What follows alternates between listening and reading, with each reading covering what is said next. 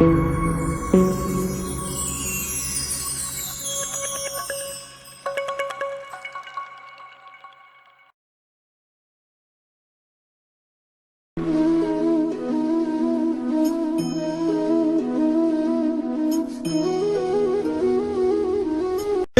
को देखा है कैसे वो लोहे की ओर आकर्षित होता है और कैसे वो लोहे को अपनी ओर आकर्षित करता है, क्योंकि उसके स्वभाव में ही आकर्षण है।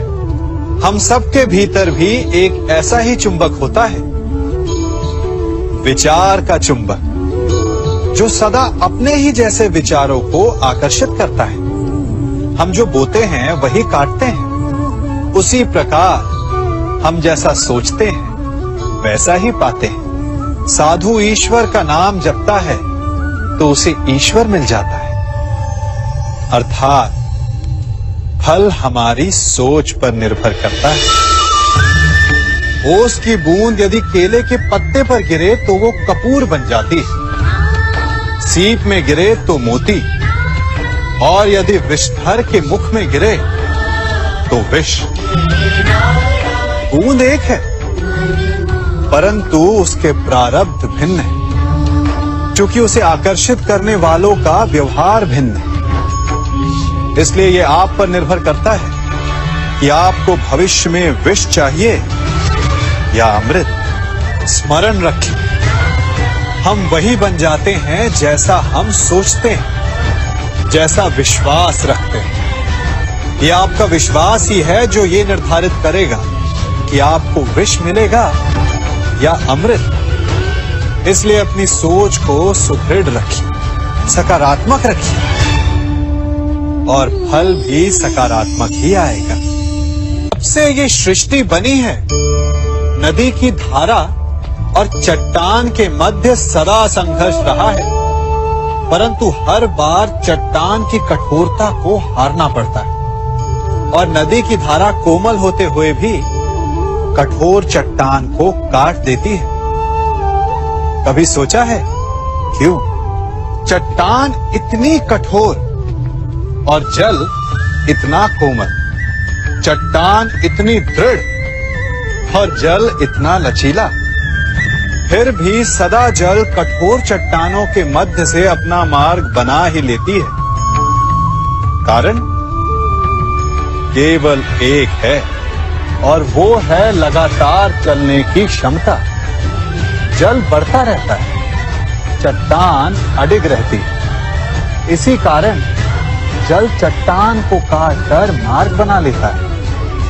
इसलिए लगातार चलते रहिए, रुकिए मत, क्योंकि चट्टान जैसी हर समस्या को आप भी जल की तरह काट सकते हैं। इस फल को देख रहे हैं आप? अभी अभी अपनी डाल से अलग हुआ है।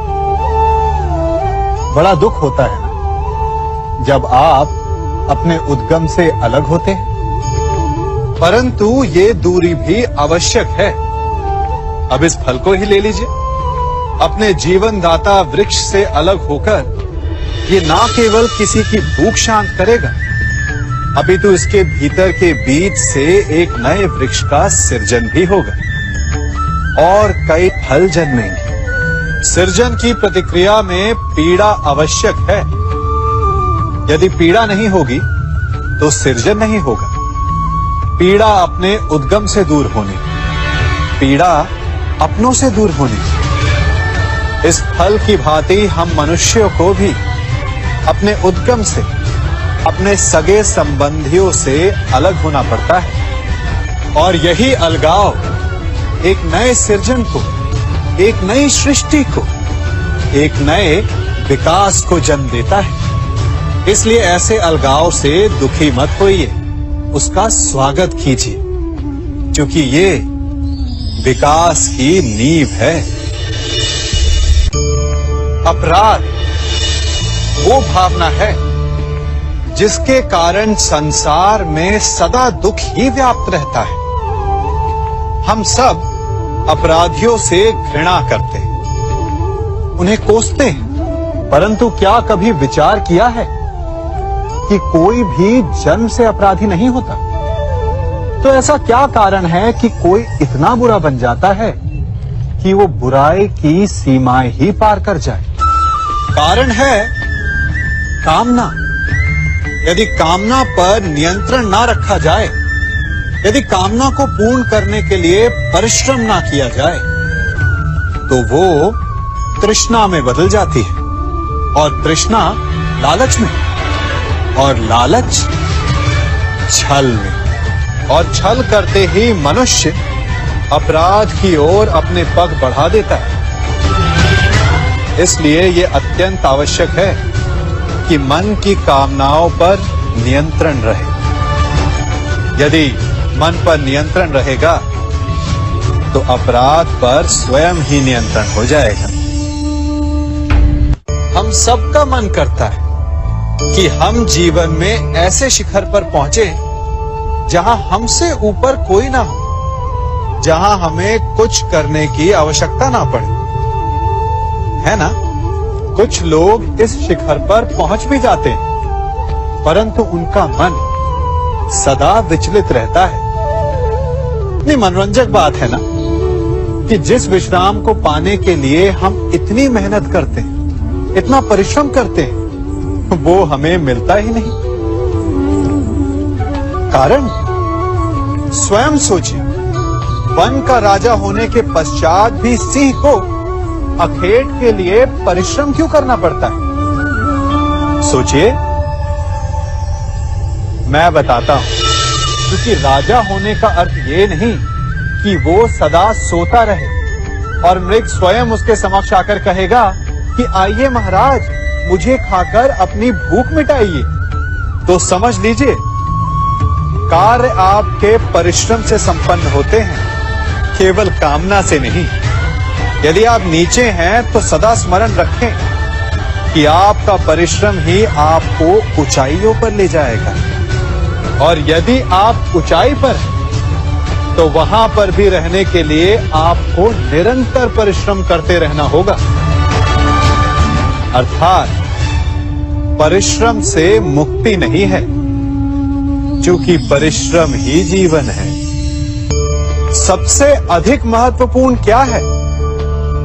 जीवन, या जो जीवन में पाया, यात्रा, या यात्रा पूर्ण करने के बाद पाया गया लक्ष्य, कर्म या उसके फल? बहुत ही महत्वपूर्ण परंतु विकट प्रश्न है ना? परंतु तनिक धीरज से सोचेंगे तो इसका उत्तर अधिक कठिन नहीं है। यदि जीवन यात्रा है तो उसका लक्ष्य क्या होना चाहिए? स्वयं सोचिए। मान, संतान, धन? नहीं ना। अंतिम लक्ष्य है परम आनंद, और ये अचानक से नहीं मिलता।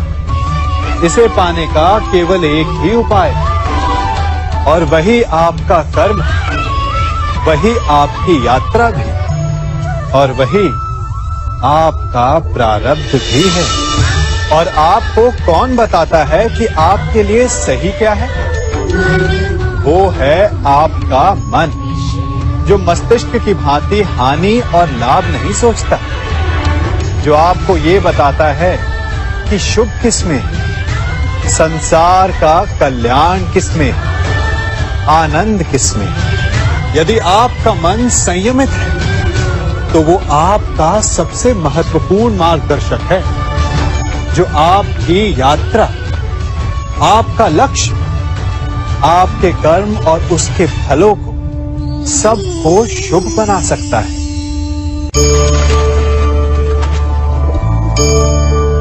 इन पक्षियों को देख रहे हैं आप?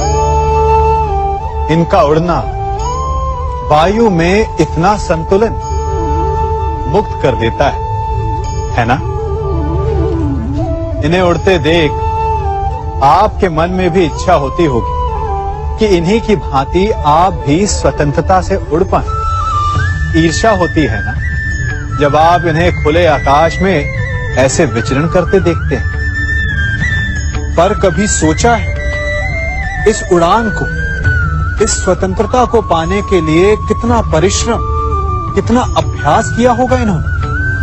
आकाश में उड़ने से पूर्व धरती पर कितना गहन परिश्रम किया होगा इन्होंने। इनके माता पिता ने पहली बार जब इन्हें पंख फड़फड़ाने को उकसाया होगा तो कितनी बार गिरे होंगे।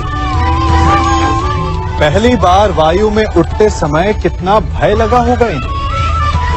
अपनी पहली उड़ान के पश्चात धरती पर उतरते समय गिरकर कितनी चोट खाई होगी। इस उड़ान का, इस स्वतंत्रता का ये मूल है। यदि आप ये दे सकते हैं तो अवश्य आप भी इस स्वतंत्रता को पा सकते हैं। इन पक्षियों की भांति ही अपने चारों ओर जब भी आप किसी सफल मनुष्य को देखें तो उससे ईर्ष्या ना करें, उसके परिश्रम और पीड़ा को समझने का प्रयास करें जो उसने यहां तक पहुंचने में पाई है। प्रेरणा लें, प्रयास करें और स्वयं भी सफल हो जाएं।